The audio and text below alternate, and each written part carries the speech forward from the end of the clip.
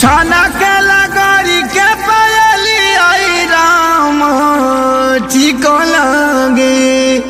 अरे ई का हो रउआ तो बोली मत हमरा से। तो अरे तुम कालत कहले बाड़ू। रउआ बात मत करी हमरा से, कोनो मतलब बा हमरा से?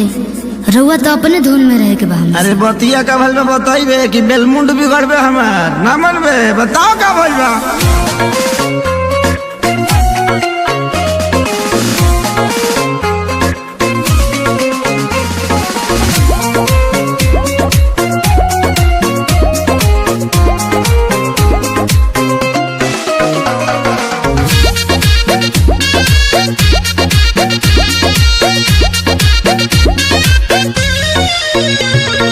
पायल भुलाइल बाकी झुमकाए रानी, बोलत ना बाड़ू का बा परेशानी। हटियो ना। अरे बोला का बात बा।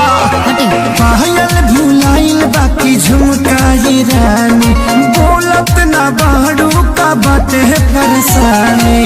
काहे तोहर भोरे से लटकल बलोला हो, लटकल बलोला। हाँ तो सुनी ना।